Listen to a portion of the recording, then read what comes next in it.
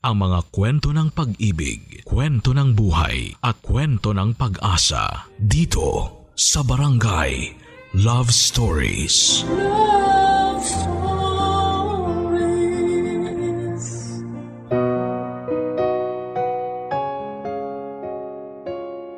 Sa mga magkakapatid ay meron daw isang mapalad. Yun bang nakakaangat at nakakalamang sa lahat. Ngunit hindi lang ito tumutukoy sa yaman at pagkakaroon ng maalwang pamumuhay na may kinalaman sa pera at dami ng ari-arian, kundi sa pribilehiyo at responsibilidad na mayroon ng isa na wala sa iba niyang mga kapatid. Ganyan ang eksaktong karanasan na pinagdaraanan ng letter sender at kabarangay nating si Chanel. Sa sulat niyang ito ay kanyang ibabahagi ang isang kwento na siguradong marami sa atin ang makakaunawa at makikisimpatya. Lalong-lalo na yung merong mga kapatid dyan. Gusto mo na bang makarelate sa kanya? Tunghayan natin ang istorya ni Chanel sa mga kwento ng pag-ibig, buhay at pag-asa sa nangungunang Barangay Love Stories. Dear Papa Dudut, bago ang lahat ay gusto ko munang bumati ng isang mapagpalang katanghalian sa inyo at sa mga kabarangay natin. Katulad ng libo-libo ninyong listener, avid fan na ako ng programa ninyong Barangay Love Stories. Idol na idol ko rin kasi si Papa Dudut. Kaya naman pinangarap ko talagang makapagpadala ng sulat sa inyong istasyon. At umaasa ako na mababasa po ninyo ito on air. Ako nga pala si Chanel, 29 years old at taga Quezon City. At ang kwentong isi-share ko ay tungkol sa amin ng dalawa kong nakatatandang kapatid. Bale, 3 kaming magkakapatid at ako ang bunso. Mayroon akong Kuya Oliver na mas matanda sa akin ng 4 na taon. At Ate Natalie na sumunod sa kanya na mas matanda naman sa akin ng 2 taon. Katulad ng ibang magkakapatid, hindi rin perpekto ang relasyon namin sa isa't isa. Pero laging sinasabi sa amin ng aming mga magulang na kami-kami lang din daw na magkakapatid ang magtutulungan pagdating ng panahon.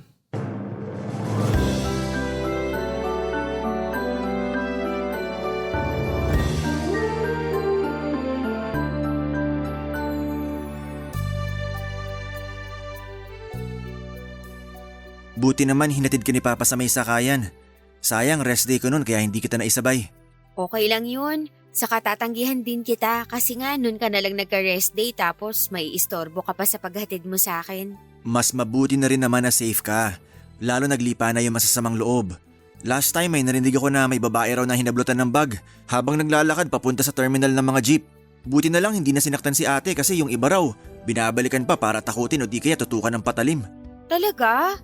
Nakakatakot naman, kuya. Oo, kaya nga susunod na magkakaroon ulit kayo ng groupings tapos maaga ang alis mo, magpapahatid ka sa amin ni Papa. Tatandaan ko yan. Ay sus!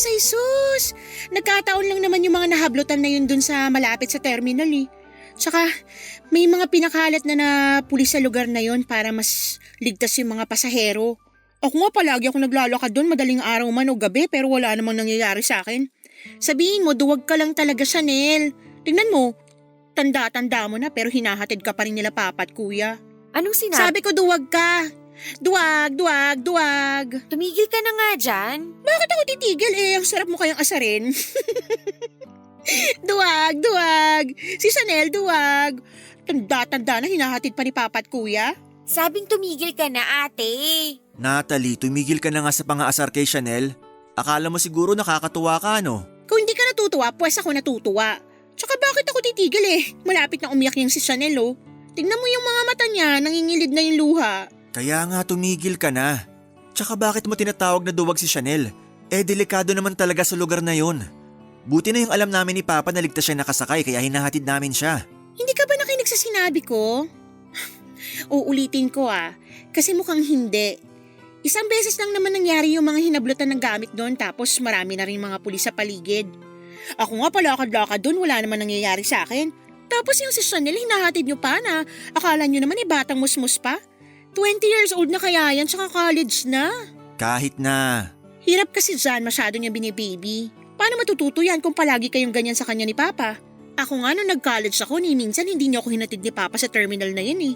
Ano bang pinagsasasabi mo? Palagi naman tayong sabay pumasok nun. Edi si Papa, hindi niya ako hinatid ever dyan kahit tuwing Sabado o Linggo pag may groupings kami. Paano kaya hatid ni Papa? Sabi niya palagi ka nauuna umalis sa kanya kasi sabi mo may naghihintay sa'yo sa labasan. Sige nga, sabihin mo, paano? Ay, ewan ko sa'yo kuya. Mas ewan ko sa'yo, Natalie. Hirap kasi sa'yo, hilig mo magkumpara. Magkaiba naman kayo ni Chanel. Tsaka kung makapagsalita ka para namang di natin kapatid yung pinagsasabihan mo ng duwag Diyan ka magaling. Lagi na lang si Chanel kinakampihan mo tapos ako inaaway mo palagi. Hindi kita inaaway, ikaw nagsimula ng away. Tsaka paano hindi ko kakampihan si Chanel? Agrabyado siya sa'yo tapos wala naman siyang ginagawang mali. Ate, kuya, wag na kayo mag-away Mamaya marinig pa ni Mama na nag-aaway tayo eh. Oo, kasi kapag narinig ni Mama, siguradong kakampihan na naman niya kayo ni Kuya. Kawawa talaga ako sa inyo eh.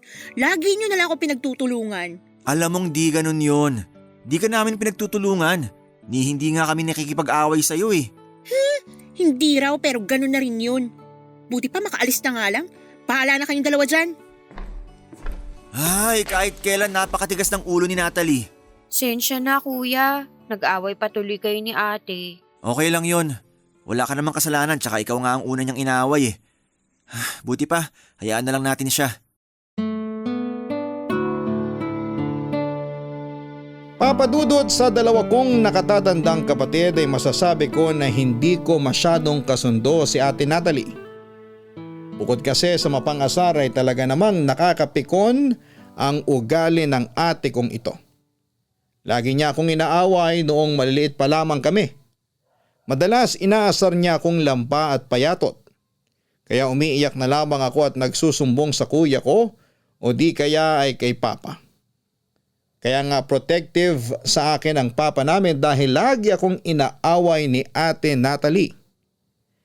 Simple lang naman ang pamilyang meron kami. Hindi mayaman, hindi rin naman naghihirap.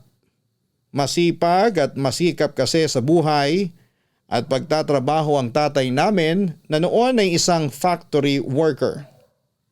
Samantalang si Mama naman ay nagtitinda ng lutong ulam sa tapat ng bahay namin. Kasabay noon ang pagiging tutok niya sa pag-aalaga sa aming magkakapatid at pag-aasikaso sa pamilya namin. Laging sinasabi sa amin ng parents namin na mag-aral kami ng mabuti dahil wala silang may papamanang kayamanan at material na bagay sa aming magkakapatid. At tanging edukasyon lamang ang yamang hindi maaagaw sa amin ni numan. Kaya nga nagsikap talaga ako na maging laging top sa klase para naman mabigyan ko ng karangalan sina Mama at Papa. Malaking bagay kasi sa akin na mapasaya sila. Kumbagay gusto kong maramdaman nilang nagbubunga ang pagsasakripisyo nila sa pagpapaaral sa akin. Ganon din kasi ang ginagawa ng Kuya Oliver ko nung nag-aaral pa lamang siya. Consistent honor student siya at aktibo ring miyembro ng sports. Samantalang si Ate Natalie ay kabaliktaran naming dalawa ni Kuya dahil napaka-pasaway niya.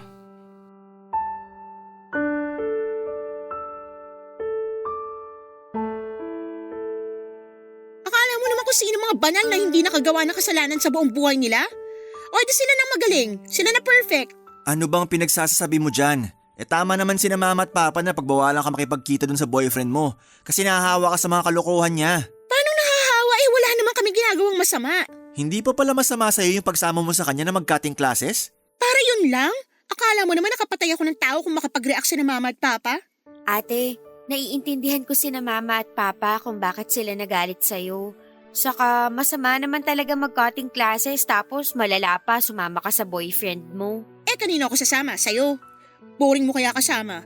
Puro ka aral, puro ka review. Pareho kayo ni Kuya. Nakakainis kasama sa totoo lang. Bakit napunta sa amin yung usapan? Wala naman kaming ginagawa sa'yo. Nakakainis kasi tong si Chanel, sabad ng sabad. Sabad ka rin naman ng sabad kapag nag-uusap kami ni kuya, kaya sumabad din ako para patas lang. Ay talaga naman, nangaasar ka pa talaga porque pinagalitan ako, no?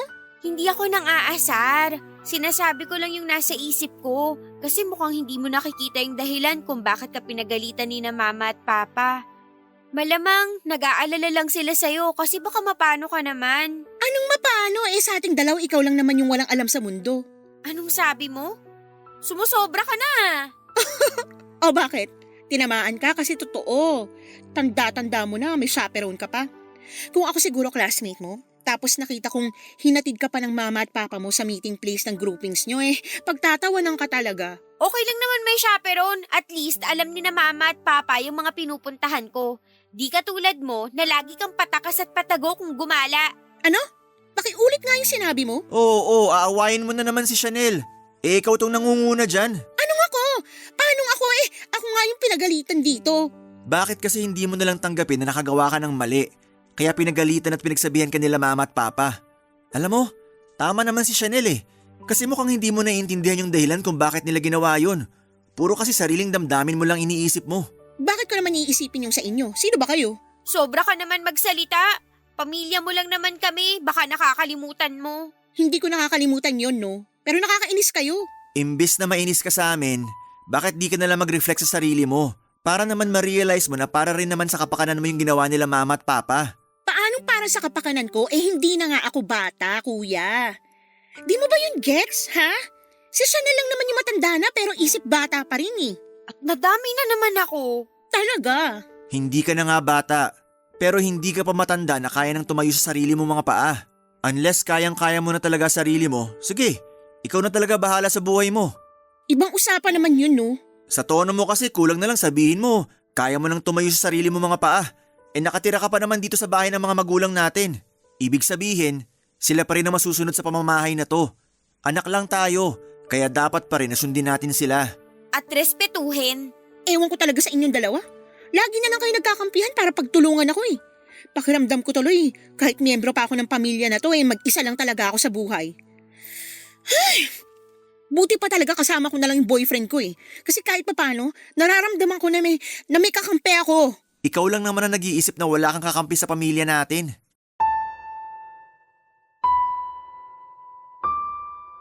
Papadudot para sa akin ay kampi ako sa mga magulang namin. Dahil hindi naman tama at makatuwiran ng ginawa at pagdadahilan ni Ate Natalie. Kahit kailan ay maling-mali ang magkating classes at sumama sa boyfriend niya para tumambay kung saan-saan. Sa kakababae niyang tao ay gano'n na lamang siyang kumilos. Yung bang magaslaw at hindi nahihiya lalo't karamihan sa mga barkada ng boyfriend niya na sinasamahan niya ay lalaki. Hindi naman ako old-fashioned pero para sa akin ay dapat matutuhan ni ate na alagaan at irespeto ang kanyang katawan at sarili. Sa kabila ng lahat ay masama pa rin ang loob ni Ate Natalie sa mga magulang namin. Para sa kanya hindi dapat siya pinakikialaman ni na mama at papa. Wala naman daw nangyari sa kanya at masyado lamang OA mag-isip at umakto ang mga magulang namin. Kaya nasaktan ako ng husto para sa kanila. Kahit kailan ay hindi ko kayang makisimpatya at kampihan ng ate ko. Dahil buong buhay ko ay wala siyang ginawa kundi ang asarin at awayin ako, Papa Dudut. Sa kahalata naman na siya ang mali sa nangyari. Masyado lang siyang nagbubulag-bulagan at hindi marunong tumanggap ng pagkakamali.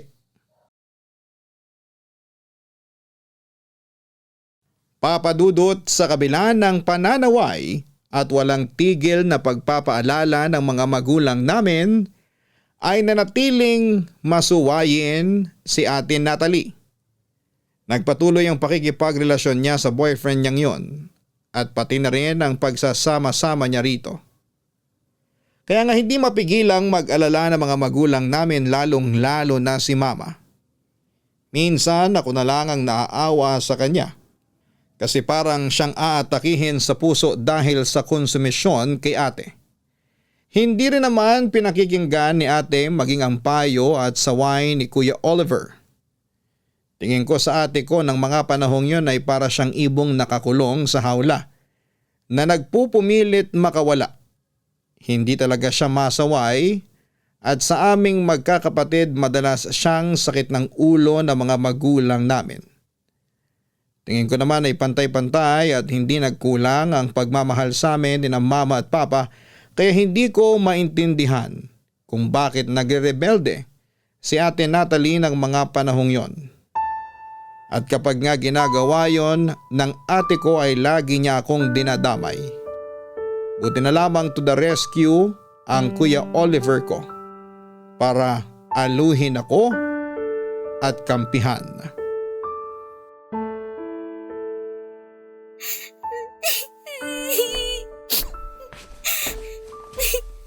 Anong nangyari? Bakit ka umiiyak? Wala namang nangyari. Di ka iiyak kung wala. Alam kong meron kaya sabihin mo na sa akin. Si Ate Natalie kasi kinuha yung bago kong damit para suotin kasi may lakad daw siya ngayong araw. Plano ko pa namang gamitin yun mamaya sa groupings namin. Kaso wala na akong masusuot. Si Natalie talaga kahit kailan. Pwede naman ako magsuot ng ibang damit pero kasi gustong gusto ko yun dahil kabibili lang ni Mama sa akin. Naiintindihan ko naman. Ang di ko lang maintindihan kung bakit kailangan kunin pa talaga ni Natalie. Gustong gusto rin kasi niya tapos nung nagpaalam siya na heheramin hindi ako pumayag. Pinagsalitaan niya pa ako ng masakit tapos ending kukunin niya rin pala ng sapilitan sa damitan ko. Ako tuloy yung nawalan. Sobra naman sa pinagsalitaan ng masakit. Masama na nga na ganun yung ginawa niya sa'yo. Tapos dinagdagan niya pa talaga yung kasalanan niya nang kunin yung damit mo na walang paalam. Kaya nga, pero kilala ko si ate. Kapag may gusto siya, ginagawa niya talaga lahat ng paraan para makuha lang yung bagay na yun. Wala namang kaso yun. Pero kung makakasakit ka ng kapwa sa paraang gagawin mo, ibang usapan na yun. Hayaan mo, pagsasabihan ko siya pag uwi niya. Wag na kuya, baka mag-away na naman kayo Ayoko naman mangyari yun. Hindi naman ako makikipag-away. Tsaka siya ang mali rito, pinaiyak ka pa niya. Sa tingin mo mapapalagpas ko yon? Okay na ako. Maghahanap na lang ako ng ibang masusuot na damit mamaya. Sigurado ka? Oo, kasi hindi ko rin naman mababawi sa kanya yung damit ko. Oo nga pala. Saan na naman pumunta yung babaeng yun?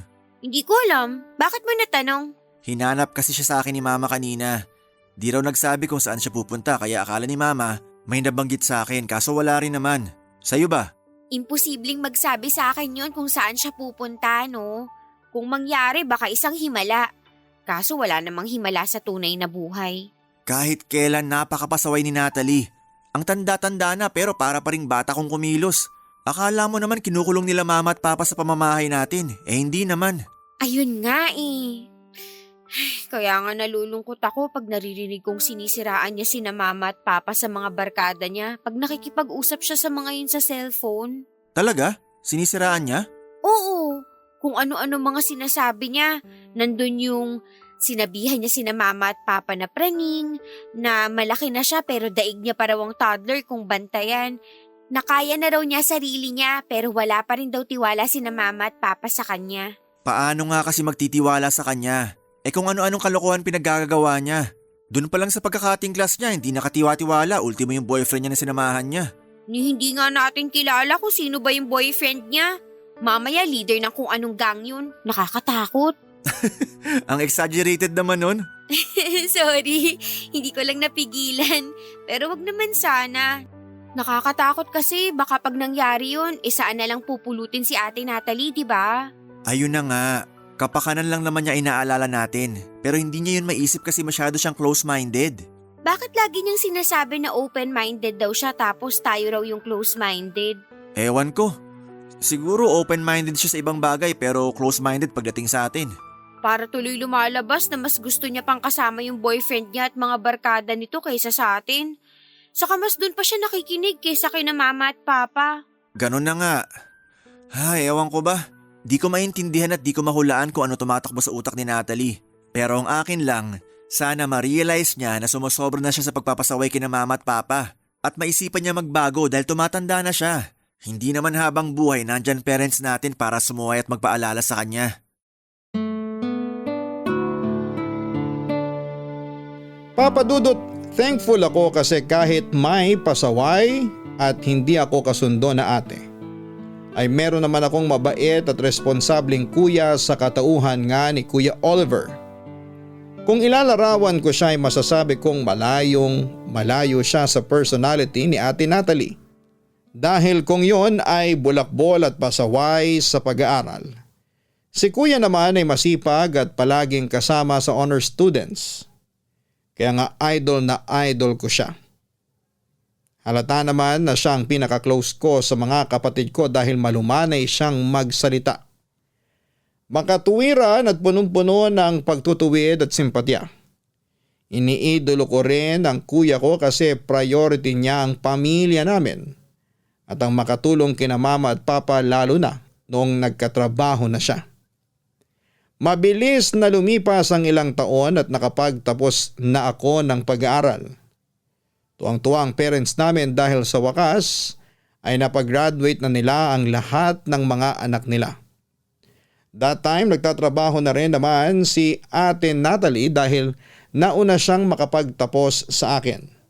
At dahil turn ko naman para makatulong sa mga magulang namin ay ginawa ko ang lahat ng makakaya ko upang makapaghanap na agad ng trabaho right after graduation. Kaso aaminin kong hindi yon madali. Ang hirap maghanap ng trabaho lalo't fresh graduate ka. At kahit maganda naman ang credentials mo, marami pa rin ang kakompetensya. Nahihiya na nga akong humingi ng allowance sa parents ko para lang may pamasahe sa tuwing kailangan kong pumunta sa naturang kumpanya na ina-applyan ko for interview.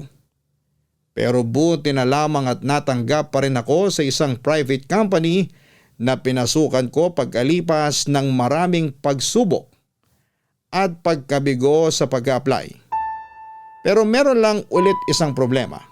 Bagay na inilapit ko sa Ate Natalie ko sa pag-asang matutulungan niya ako, Papa Dudut.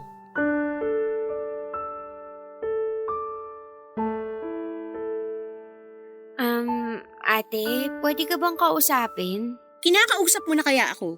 Hihingi sana ako ng pabor. Wow, sa akin ka talaga hihingi? Oo. Himala. Ngayon lang kasi nangyari na sa akin kahihingi ng pabor kaya medyo nanibago lang ako. Ano ba yon? Ano kasi? Wala akong habang buhay para hintayin kung ano man yung sasabihin mo, no? Sabihin mo na bago pa kita layasan dyan. Hihiram lang sana ako kung may extra money ka dyan. At para sa mo naman gagamitin? Allowance ko lang. Gagamitin kong pamasahe kasi simula na ako sa probationary period ko dun sa company na in-applyan ko eh. Wow! Sa wakas, may trabaho ka na! Akala ko aabutin ka pa ng next year sa pagja-job hunting eh. Medyo nahirapan lang, pero buti meron rin ako na pag-applyan. Mababa nga lang sweldo pero wala naman kaso kasi nagsisimula pa lang naman ako. Kung ako yan, hindi ko tatanggapin yung mababang sweldo na yan. Naghirap ako ng 4 na taon sa pag-aaral tapos ganyan lang papasweldo nila sa akin? Aba, net-net nila. Sabi ko nga walang kaso sa akin kasi nagsisimula pa lang naman ako. Saka kung gagalingan ko, pagbubutihan ko sa trabaho ko sigurado na mapopromote ako at tataas din sweldo ko. Sus, pauso lang nila yan. Ilang taon na rin ako nagtatrabaho, no? At marami-rami na rin akong kumpanya na napasukan pero pare-pareho lang script nila. Tataas daw sweldo, mapopromote daw pag ginalingan mo sa trabaho pero in reality, dinadagdagan lang nilang trabaho mo tapos kung magkaka-increase ka man, kakapiranggot. Ni hindi mo na nga maramdaman halos dahil pataas na din ang pataas ang mga bilihin. Ganun ba yun? Na-discourage tuloy ako. Sus, umiral na naman ang kaduwagan mo. Ikaw kasi kung ano-ano pinagsasasabi mo dyan. Nagsasabi lang naman ako ng totoo bilang matagal-tagal ng empleyado. Ikaw, ngayon ka pala magsisimula kaya wala ka pang alam. Oo na. Pero hindi nakakatulong yung sinabi mo. Masyado ka lang OA. Sanay ka kasi na bini-baby. Akala mo siguro madali lang buhay pagka-graduate, no? Pwes, nagkakamali ka. Saan naman galing yan? Siyempre hindi ko naisip yun dahil aware ako sa pinagdaraanan ni na kuya at papa sa mga trabaho nila. Kaya nga swerte ako kasi maganda-ganda na tong trabaho na napasukan ko. Maganda pa sweldo, pati binipisyo. Kaya nga nagtataka ako kasi bakit ganyan lang napasukan mo mas magaling ka pa sa akin nung nag-aaral tayo, 'di ba? Sub-sub ka lagi sa pag-aaral tapos ako sakto lang. Hindi masyado naghahangad maging top sa klase basta makagraduate. Sa'yo na nanggaling na hindi madali ang buhay pagka-graduate. Sa katingin ko, ginawa ko naman lahat ng makakaya ko para makapaghanap ng maayos na trabaho. Okay naman itong napasukan ko. Hindi lang ganun kataasan yung sweldo pero pwede nang tiyagain. Hindi ko naman siguro ikamamatay kung kukuha muna ako ng experience since baguhan pa lang naman talaga ako. Whatever. Kahit anong sabihin mo, nakakatawa pa rin na hindi ka agad nakakuha ng trabaho na may maayos na sweldo. Mapapahiram mo ba ako ng pera, ate? Ay nako, bakit pala sa akin ka nanghihiram pwede ka namang humingi kina mama at papa. 'Di ba? Paborito ka nila. Hindi nila ako paborito. Saka wala rin naman silang mabibigay dahil wala halos sweldo si Papa dahil nagkasakit siya at hindi nakapasok sa trabaho. Kay Kuya Oliver, sa kanya ka manghiram. Alam ko na wala na siyang budget kasi binigay niya na lahat kina mama yung sweldo niya pambayad ng bills at pambili ng pagkain natin. Di hindi ko na problema yan. Wala rin ako ngayon. Paano wala? Hindi ka naman nag-abot ng pera kay na mama at papa. Solo mo lang sweldo mo, di ba? Oo, pero anong paki mo? Sweldo ko nga, diba? Kaya desisyon ko kung magpapahiram ako o hindi. Malas mo, ayaw kitang pahiramin kaya pasensyahan na lang. Papa Dudut, hindi naman ako humihingi ng bonggang tulong sa kanya kundi kaunting alalay lamang lalo at nagsisimula pa lamang ako. Ayoko na kasing humingi ng allowance kina mama at papa dahil hindi na ako nag-aaral kaya sinubukan kong manghiram kay Ate Natalie. Kaso hindi ko naman akalain na hindi na nga niya ako pinahihiram. Kung ano-ano pang mga masasakit na salita ang sinabi niya sa akin. Nakakatampo at nakakagalit dahil para kaming hindi magkapatid kung pagsalitaan niya ako ng mga masasakit. At ang nakakainis lang dahil kapag sa ibang tao ay ganadong-ganado siyang tumulong at magpahiram ng pera. Bagay na lagi pa nga niyang binibida sa amin. Pero pag sa sarili niyang pamilya ay ibang usapan na. Ang damot-damot ng Ate Natalie ko sa totoo lang. Kaya naman doon na nagsimula ang malalim na pagkainis ko sa kanya, Papa Dudut. At dahil nga hindi ako pinahiram ni Ate Natalie ay napilitan akong lumapit kay Kuya Oliver, Papa Dudut. Yang hiya talaga ako kasi nakita ko na nauubos ang budget niya nang magbigay siya para sa panggastos namin sa bahay at kasama na rin doon yung pambili namin ng pagkain. Nagkasakit din kasi si Papa kaya isang linggo siyang hindi nakapasok sa trabaho. Nagkataong no work, no pay pa naman sila. Kaya halos wala siyang sinusweldo. Kaya hindi ko talaga naisip na lumapit kay kuya at sa halip ay kay ate ako nagbabaka sakali. Pero matapos niya akong hindi pahiramin at ang masahol pa ay insultuhin ay nangako ako sa sarili ko na magsisikap ako sa pagtatrabaho at mag-iipon ng sarili kong pera para hindi na ako mawalan pa. Noong nalaman ni kuya ang pinagsasabi sa akin ni ate ay nainis din siya. Kaya nga pinagsabihan niya ako na sa susunod ay sa kanya na ako magsasabi kapag may kailangan ako. At dahil nga wala na rin siyang budget ay pinangutang muna ako ni kuya ng pera sa kaibigan niya para raw may allowance ako sa pagsisimula ko sa trabaho. Lalo lang tuloy akong nahiya pero nangako ako na babayaran ko na lamang yon sa aking unang sweldo. Pero knowing may kuya hindi na niya ako pinagbayad pa. At ganun nga ang nangyari. Kaya lang hindi ko makalimutan na minsan akong hindi tinulungan ng ate ko. Lalo sa tuwing pinagyayabang niya sa akin na mas maayos magpasweldo ang napasukan niyang trabaho.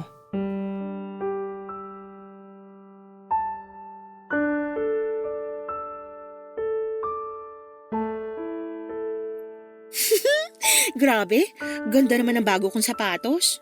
Wow, ate, ang dami mo namang biniling sapatos, dalawa lang naman paa mo. Malamang, salit-salitan ko naman susuotin yan. Sabi ko nga, saka joke lang naman yun. Na-amaze lang ako kasi ang dami mong binili. Siyempre, sweldo namin eh. Tsaka gusto ko meron akong remembrance kada sumusweldo ko para naman maalala ko na pinaghirapan ko yung pera na pinambili ko sa isang bagay na gustong gusto ko. Sa bagay, okay nga yun para lalo kang mamotivate magtrabaho. Mismo. Ikaw, ano na bang nabili mo sa sarili mong sweldo? Ha? Ano nga ba? Napaisip ako dun Mapapaisip ka talaga kasi mukhang wala ka namang napupundar sa sarili mo. Kita ko yung gamit mo sapatos luma na. Pati yung bag mo, bumigay na nga yung zipper ni hindi mo magawang palitan. Hindi ko pa naiisip palitan kasi nagagamit ko pa naman kahit may kalumaan na. Kahit na, ang cheap kasi tingnan nagtatrabaho ka naman na pero wala kang pera. May pera naman ako, pero alam mo naman napupunta yun dito sa bahay natin, di ba? Yun ang dahilan kung bakit hindi ako nakakabili ng bagong gamit. Oh, malas mo naman. Paano naman ako naging malas? Sige nga. Kasi naturingan kami trabaho pero wala kang pera. Malas yun, diba? Dapat kapag nagtatrabaho ang tao meron siyang panggastos sa sarili niya. Tingnan mo ako, dami kong pambili ng mga bagong gamit. Hindi na kailangan masira ng mga gamit ko kasi pwede ko na silang palitan kahit kailan ko gustuhin. Halata nga. Kita ko nga na marami kang pera pambili ng mga bagong gamit mo. Pero hindi ka naman masyadong tumutulong dito sa bahay natin. Anong sabi mo? Totoo naman Kung ano lang iambag mo, yun lang talaga binibigay mo. Buti sana kung hindi ganyan ugali mo na pinagmamayabangan mo pa ako. Kaso kung ano-ano pa sinasabi mo dyan, kinumpara mo pa talaga yung sarili mo sa akin. Kung na-hurt ka kasi kinumpara kong sarili ko sa'yo, problema mo na yun. Kasalanan ko ba na mababang sweldo mo? Hindi naman, diba? Tsaka ginusto mong ubusin pera mo kakabigay kina mama at papa, kaya ka nawawalan kahit pambili man lang ng mga luho mo. Masaya naman ako na nakakatulong na ako kay na mama at papa. Saka sabi ko nga, hindi ko kailangan ng mga bagong gamit dahil kahit luma ng mga gamit ko, okay pa naman. Nagagamit ko pa rin. Ikaw lang naman yung kung ano-ano nang sinasabi sa akin porke nakakabili ka ng bagong gamit mo. May pasabi-sabi ka pang malas ako kasi ganito ganyan. Grabe ka. Kahit ano pang sabihin mo, malas ka naman talaga kasi hindi mo nabibili mga gusto mo kahit may trabaho ka na. May trabaho ka nga pero wala kang naman pera, o diba? Malas talaga. Kung wala kang sasabihin na maganda kay Chanel, mabuti pang itiko mo na lang yung bibig mo, Natalie. Oh, nandito na pala yung abogado mo, Chanel. Pinagsasasabi mo dyan. Abogado ka naman talaga nitong si Chanel kasi lagi mo siya pinagtatanggol. At ikaw, lagi mo naman siyang inaaway. Hindi ka na naawa sa kapatid natin. Kung ano-ano pinagsasabi mo sa kanya. Akala mo ba di ko narinig lahat ng mga sinabi mo? Nakuha mo pang magkumpara? Kung tutuusin, nakaluluwag ka lang naman kasi maliit lang inaambag mo rito sa bahay natin. Hindi ko nakasalanan na inuubos nyo pera nyo kakaambag sa bahay natin kaya wala nang natitira pa para sa sarili nyo. Desisyon nyo yan. Desisyon namin na tumulong sa pamilya natin. Lalo di na masyado nakakapagtrabaho si Papa kasi matanda na siya. Hindi namin yun sinusumbat sa'yo. Pero sa amin, lagi mong sinusumbat yun. Sinabihan mo pang malas si Chanel. Bakit? Sa tingin mo swerte ka kasi nabibili mo mga gusto mo pero hindi ka makatulong ng husto sa pamilya mo? Kasi… Tigilan mo na ako sa mga katwiran mong bulok Masaya kami na nabibili mo mga gusto mo. Pero wag ka na magmayabang. At wag mo na rin ipamukha sa amin na kaya mong gumastos sa sarili mo. At kami hindi. Isipin mo na lang yung responsibilidad na nakaatang sa mga balikat namin ni Chanel para itaguyod yung pamilya natin bago mo kami pasikatan dyan. Papa Dudut, hindi niyo ako masisisi. Dahil kahit na anong pagsisikap ko ay hindi pa rin sapat. Lagi pa rin akong nagigipit sa pera kaya naisa sa alang-alang ko na ang mga personal kong pangangailangan. Noong sumunod na taon ay nag-decide na ring magretiro si Papa sa kanyang trabaho dahil nga may edad na rin siya at madalas nang magkasakit. Kaya nasa bahay na labang sila ni Mama at tuluyan na naming inako ni Kuya Oliver ang pagtataguyod sa aming pamilya. Pero sa aming tatlong magkakapatid ay si Ate Natalie ang pinakamaswerte. Nag-iisang mapalad. Nasabi ko yon kasi hindi siya regular na tumutulong sa pamilya namin in terms of gastos. Kung ano lang yung makayanan niyang iambag mula sa sinesweldo niya, ayun lang ang ibinibigay niya. Wala namang sinasabi sa kanya ang mga magulang namin dahil siguro ay nahihiya rin sila. Pero hindi ko mapigil ang mainis dahil hindi siya marunong makaramdam at magkusa tapos ay lagi niya pang binibida ang mga bagay na nabibili niya mula sa pera na, oo, aware naman ako na pinaghirapan niya. Alam ko na mali na magkaroon ako ng namumuong inggit sa sarili kong kapatid pero lakas lang talagang mangasar lagi ni Ate Natalie. Kaya nga bago pa ako tuluyang kainin ang pagkainis ko sa kanya, ay pinagtuunan ko na lamang ng pansin ang aking sarili. Nagsikap ako sa pagtatrabaho at nag-focus sa pag-iipon ng pera. Samantalang si Ate Natalie ay nagpatuloy sa pagiging happy-go-lucky niya hanggang isang araw ay meron siyang pinagtapat sa amin ni Kuya Oliver Papadudut. At aaminin namin na ikinabigla namin yon.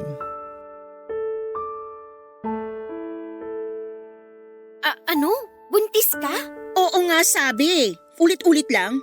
Sungit mo naman nagtatanong lang naman ako. Nagtatanong ka nga pero paulit-ulit. Sinabi ko na nga na buntis ako tapos tanong ka pa ng tanong. Naku, dami mo namang sinabi. Kinukumpirma ko lang naman kasi nakakagulat. Ano namang nakakagulat doon? Siyempre, di nga namin alam na may boyfriend ka pala. Hindi naman lahat kailangan nyo malaman eh. Sabi ko nga. Tigilan mo na nga pagiging ma-attitude mo, Natalie. Ako na naman ang nakita, ako na naman ang mali. Ikaw naman talaga ang mali. Wow, talagang kinumpirma mo pa talaga kuya. Maiba tayo. Alam na ba ni na mama at papa na buntis ka? Siyempre hindi. At wag na wag niyong subukan sabihin sa kanila kasi lagot talaga kayo sa akin. Lalo ka na, Chanel. Lo, palagi mo sa akin, chismosa? Oo. Lo ulit. Bakit? Wala ka bang plano sabihin kina mama at papa? Meron naman pero bumubuelo pa ako. Ang totoo, natatakot akong pagalitan nila kasi yung tatay ng baby na to eh. Tinakasan ako pagkatapos kong sabihin sa kanya na buntis ako. Hala, lagot ka. Kaya nga itikom mo yung bibig mo kasi ikaw ang mananagot sa akin. Oo na, nakatikom na nga. Nagulat lang naman ako. Kahit ako nagulat kasi ang kapal naman ng mukha ng lalaking yan para gawin sa iyo yung bagay na yan. Tsaka sino ba kasi yan? Anong sino ba yan? Boyfriend mo ba? Ha? Oo. Bakit mukhang hindi ka pa sigurado? Boyfriend ko nga pero hindi pa nagtatagal simula nung naging kami. Saan mo ba nakilala yung lalaki na yan? Sa chat lang. Nagtiwala ka na agad sa lalaki na nakilala mo lang sa chat? Oo, tsaka bakit hindi eh, katiwa-tiwala naman siya. Natural magaling yan magsalita kasi kinukuha niya ang loob mo. Ikaw naman nagtiwala agad. Tapos ngayon buntis ka pa, sabay takbo sa responsibilidad niya. Paano ka na ngayon? Hindi ko nga alam. Medyo nalilito pa ako sa kung ano dapat kong gawin eh. Wala ka ng choice kundi pangatawanan niyang pagbubuntis mo. Kasi ginusto mo naman din na may mangyari sa inyo. Ilang beses kang sinabihin ng parents natin na ingatan mo yung sarili mo. Pero hindi mo naman ginawa. Ang tigas kasi ng ulo mo. Pwede ba? Huwag mo na nga ako sermonan kuya. Daig mo pa sina mama at papa kung mangaral sa akin eh. Hindi naman na ako bata. Baka nakakalimutan nyo na 25 years old na ako. Mama nga natin 23 lang nung pinanganak ka. Yun naman pala eh. Mukhang wala naman magiging problema kasi kayang-kaya naman ni ate sarili niya.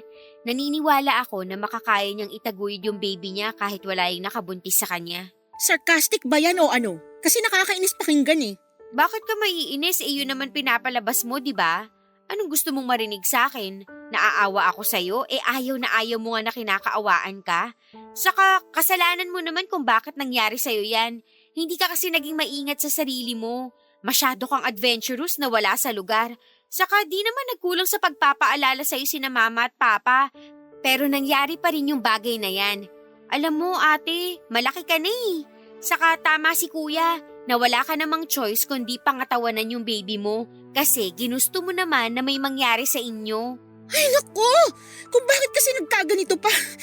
Feeling ko tuloy masisira na buhay ko dahil magkakaanak na ako. Sobra ka naman sa masisira ang buhay. Totoo naman ah. Bigla ako nagkaroon ng responsibilidad. Paano ko nalang mapagtutuunan sarili ko kung kailangan ko ng pagtuunan yung magiging baby ko, di ba? Sana kasi bago mo binigay yung sarili mo sa lalaking yun, naisip mo muna ang bagay na yan.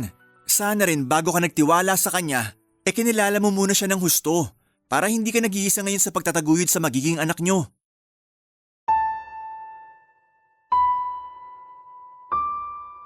Papadudot, gulat na gulat kami ni Kuya Oliver sa ipinagtapat sa amin ni Ate Natalie dahil ni sa hinagap ay hindi namin naisip na mabubuntis siya ng biglaan. Tapos ang malupit pa roon ay tinakasan siya ng ama ng magiging anak niya. At some point ay naawa ako kay ate lalo na nung litong-lito na siya sa kung ano ang gagawin. At nagdadalawang isip pang sabihin kina mama at papa ang kanyang sitwasyon. Pero matapos niyang mag-attitude sa akin ay naisip ko na kasalanan naman niya kasi masyado siyang mapusok. Hindi ko lang ding akalain na mangyayari sa kanya ang bagay na yon, pero alam naman namin na wala na kaming magagawa kundi tanggapin ang batang ipinagbubuntis niya. Sa katama naman na nasa tamang edad na si Ate Natalie para magka-baby. Hindi na siya teenager o nag-aaral pa para maduwag sa responsibilidad ng pagpapakananay sa kanyang anak. Kailangan na lang talaga niyang tatagan at tibayan ang puso't isipan niya. Dahil hindi na magiging katulad ng dati ang buhay niya sa oras na maipanganak niya ang kanyang baby. Ayoko na lang magsalita pa ng mga panahong yon dahil may masabi pa ako na hindi maganda kaya nananahimik na lamang ako. Tingin ko kasi ay hindi rin naman ako masyadong makakatulong sa problema niya. O sadyang ayaw ko lang din talagang makialam pa. Hindi nagtagal sa payo ng kuya namin ay sinabi rin ni Ate Natalie sa parents namin ang sitwasyon niya. Nung una'y nagulat at naggalit ang mga ito sa nangyari sa kanya. Dahil palagi siyang pinapalalahanan ng mga magulang namin na ingatan niya ang kanyang sarili. Pero hindi nagtagal ay kumalma na rin naman sila at mas pinagtuunan na lamang nila ng pansin ang pagbubuntis ni ate. Ganon din naman ang ginawa namin ni Kuya Oliver dahil excited na rin kaming maisilang ang aming pamangkin. Naging masela ng pagbubuntis ni Ate Natalie kaya noong 3 buwan ay umalis siya sa kanyang pinagtatrabahuhan. Si mama ang nag-asikaso sa kanya hanggang sa kanyang panganganak. Buti na lamang at maluwalhati niyang naisilang ang baby niya. At hindi nagtagal nang tumungtong ang pamangkin namin sa 6 na buwan ay bumalik na sa pagtatrabaho si ate. Nami-miss na raw kasi niyang magkaroon ng sariling pera. Pagkalipas ng 5 taon ay muling nabuntis si Ate Natalie at sa parehong lalaki muli na nang iwan sa kanya noong una. Doon namin nalaman na nagkaroon pala ulit sila ng komunikasyon at naging sila tapos ay may nangyari at magkaka-baby ulit sila. Nag-decide silang magsama sa isang bubong at tumira sila sa bahay namin. Kahit na naggalit at nagulat kami sa mga nangyari, wala namang kaming magagawa, Papa Dudut. Pinatawad na rin naman ni mama at papa ang lalaking yon sa kondisyon na hindi na niya uulitin ang pagtaka sa kanyang responsibilidad. Noong naipanganak ni Ate Natalie ang second baby niya ay nabuntis ulit siya makaraan lamang ng 3 buwan. Kaso'y nakunan siya dahil pinipisikal pala siya ng kinakasama niya. Kaya bago pa siya tuluyang mapatay nito ay nag-decide ang ate ko na makipaghiwalay na. Sakto 2025 yon. At ang motto niya ay New Year, New Me raw.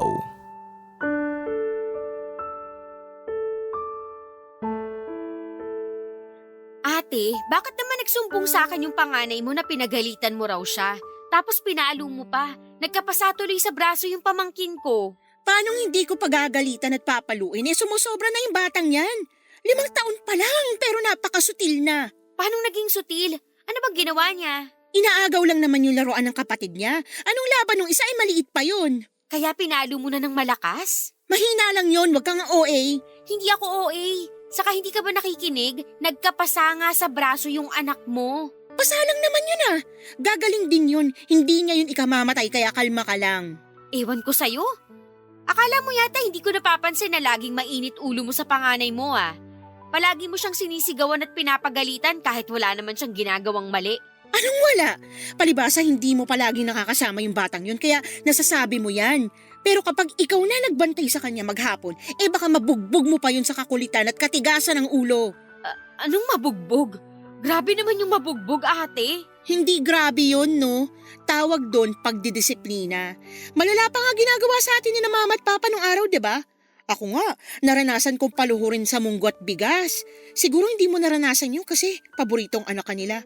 Lagi kang binibaby. Bakit naman napunta sa akin yung usapan? Anak mo pinag-uusapan natin dito. Masyado ka kasing praning. Baka nakakalimutan mo na sa ating dalawa, ako pa rin ang magulang. Hamak na tita ka lang ng mga anak ko kaya wala kang karapatan na pakialaman kung paano ko sila gustong disiplinahin. Ha? Palibhasa, wala kang alam sa pinagdaraanan ko kasi wala ka namang anak. Excuse me? Anak na kaya turing ko sa anak mo? Kasi bukod kay mama, ako ang mas nagiging nanay sa kanya simula nung nagtrabaho ka na ulit. Sa akin kaya nakikipaglaro yung anak mo pagka uwi ko galing trabaho. Kasi lagi kang walang time sa kanya. Kaya nga hindi nakataka-taka na mas close sa akin yung anak mo kaysa sa nanay niya. Paano hindi magiging close sa'yo lagi mong binibaby tapos binibigay mo agad kung anong gusto? Kung sa akin yan, naku, hindi uubra yan. Hindi lahat ng bagay makukuha niya kahit na may pambili naman kami. Yun nga Minsan na lang maglambing sa'yo yung anak mo, pero ganyan mo patratuhin. Baka naman lumaking may takot sa'yo yung pamangkin ko kung ipagpapatuloy mo yung ganyang ugali mo. Wala kang pakialam, okay? Tsaka, sino ka para pagsalitaan ako ng ganyan? Hindi mo naman alam yung hirap na pinagdaraanan ko. Wala ka sa sitwasyon ko. Baka nakakalimutan mong nakunan ako dahil sa pamimisikal sa akin ng lokong tatay ng mga batang yan. Alam ko naman yun, pero… Alam daw, pero para namang hindi kasi akala mo kung sino ka kung makapagsalita dyan. Wala akong sinabing masama sa'yo. Kung babalikan natin yung usapan natin kanina, ikaw nga yung mas maraming sinabi na hindi maganda dyan. May pasabi-sabi ka pa na mabubugbog mo yung anak mo ganito-ganyan, kilabutan ka nga. Saka para sa kaalaman mo, no, aware ako sa sitwasyon mo. Aware kaming lahat dito ni na mama, papa at kuya. Kaya nga galit kami sa lalaking yun. Buti nga nakipaghiwalay ka na sa kanya kasi ewan ko na lang talaga kung saan ka pupulutin kung hindi mo pa ginawa yung bagay na yun. Pero mali pa rin na pagsabihan mo ko ng kesyo di ko alam yung nararamdaman mo dahil wala ako sa sitwasyon mo. Sumusobra ka na. Akala mo yata sa'yo lang umiikot ang mundo. Pues nagkakamali ka. Yung hindi mo maayos na pagdedesisyon ang nagdala sa'yo sa sitwasyon na pinagdaraanan mo. Ay, alam mo, hindi ko ugaling manisi pero this time, sinasabi ko sa'yo na kasalanan mo yan lahat. Masyado ka kasing mapusok, tapos hindi ka pa marunong tumanggap ng mga pagkakamali mo. Magbago ka naman ate, lalo na tumatanda ka na. Wow naman! Kung makapagsalita ka dyan, akala mo dami mo nang nalalaman sa mundo Aminado naman ako na marami pa rin akong hindi alam sa mundo. At handa pa rin naman ako matuto. Sana ikaw din kasi tingin ko may tinuturo sa iyo ang buhay. Kailangan mo lang talagang makinig ng mabuti.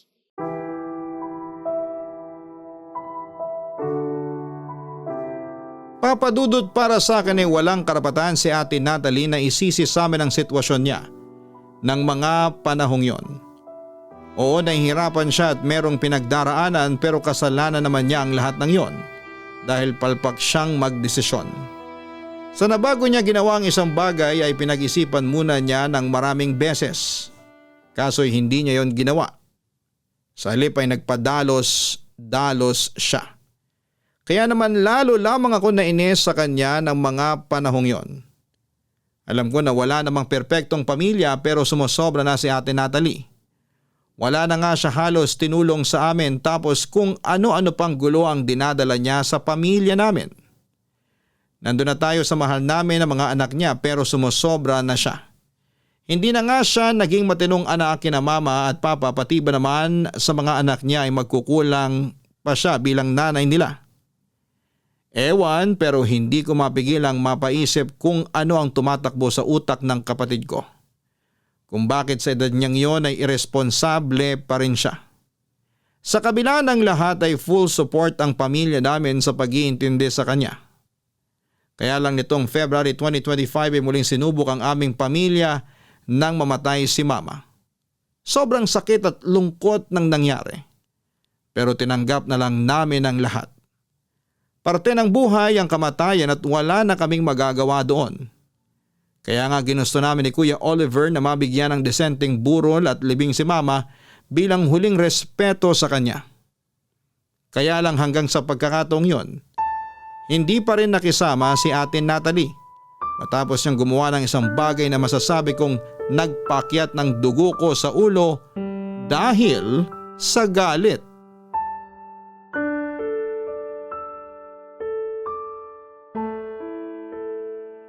Bakit, ate? Bakit mo ginawa yung bagay na yun? Alin ba yon? Tsaka kung makapagsalita ka dyan, masyado namang OA pagkakatanong mo. Hindi ako OA, galit ako. Sana maramdaman mo yun. Galit din ako sa ginawa mo, Natalie. Pero pinipilit ko lang kumalma kasi nakakahiya sa ibang bisita sa burol ni Mama. Bakit ba kasi kayo nagagalit? Wala naman akong ginawang masama ah. Anong wala? Meron kaya? Alam mong burol ni Mama to, pero halos ginawa niyong reunion ng barkada mo. Sobra ka naman. Hindi ba pwedeng dumadalaw lang sila para makiramay? Anong dumadalaw? Nakuha niyo pa ngang maglatag ng lamesa at mag-inuman. Gano'n na ba talagang pakikiramay para sa inyo? Kasi kung oo, aba, napakabastos niyo naman. Tama si Chanel. Ang lakas pa ng boses ng barkada mo. Tawa ng tawa, akala mo hindi lamay ang pinuntahan. Narinig ko meron pa naghahanap ng videoke. Pagpasensyahan nyo na kasi songiris talaga yung barkada naming yun. Pwes wala sa lugar yung ugali niyang yon. Walang modo. Hindi na nirespeto ang patay. OA naman kuya. Tsaka sigurado ako na kung buhay si Mama, mas gugustuhin nyo na party mode sa burol niya. Pinagsasasabi mo dyan, imbento ka. Hindi kaya ako nag-iimbento. Ang sabihin nyo, masyado lang kayong KJ. Kayo ni kuya, masyadong epal. Wala ngang sa isip papa pero kayo, dami niyong sinasabi dyan. Alam nga namang manahimik kami, nakakainis yung ginawa mo. Buti pa paalisin mo na yung mga barkada mo. Hoy, bakit naman ganyan? Nagkakasiyahan na kami. Kung gusto niyong magkasiyahan, sa ibang lugar kayo pumunta. Maling-mali na dito kayo sa burol ni Mama nag-inuman. Kahit yung ibang mga bisita natin napapataas kilay dahil sa eksena nyo Nakakahiya kayo sa totoo lang. Nakakahiya ka ate. Kasi naturingan ka pa namang anak pero hindi ka umastang anak sa nanay natin kahit ngayon man lang. Paano ba kasi yung astang anak na sinasabi mo? Dapat ba gayahin ko kayo ni kuya? Yun bang good boy, good girl vibes? Kasi kung oo, aba, napaka-boring naman nun. Tsaka wala sa personality ko yan. Gusto ko na iiba ko sa inyo kasi ang pangit tingnan kung magkakapareho tayo ng ugali. Feeling ko wala na akong sariling identity. Ano bang pinagsasabi mo? Saan mo napupulot yung mga ganyang katwiran? Sige nga, para kang hindi nag-aral. Respeto lang naman hinihingi namin ni Chanel. Lalo na ngayong burol ng nanay natin pero hindi mo magawa.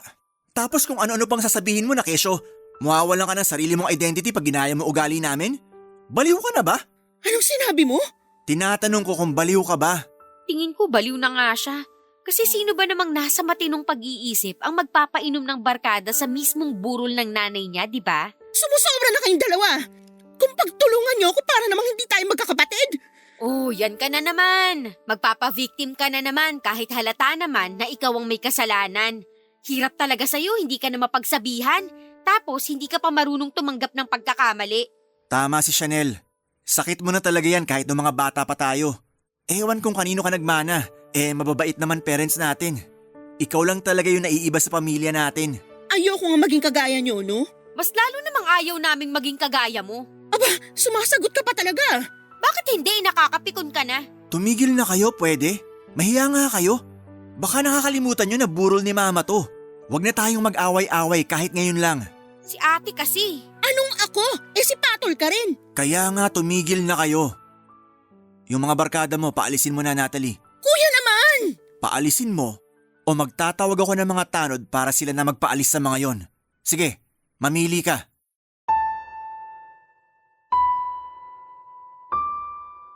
Papadudot, pareho kaming nagulat ni Ate Natalie sa sinabing yon ni Kuya Oliver kaya nga wala na ring nagawang ate ko kundi ang sundin si Kuya. After all ay siya pa rin naman ang panganay sa amin. Hindi nagtagal ay pinaalis na nga ni ate ang mga maiingay niyang barkada pero pinag-usapan pa rin ng ilan naming bisita ang nangyari.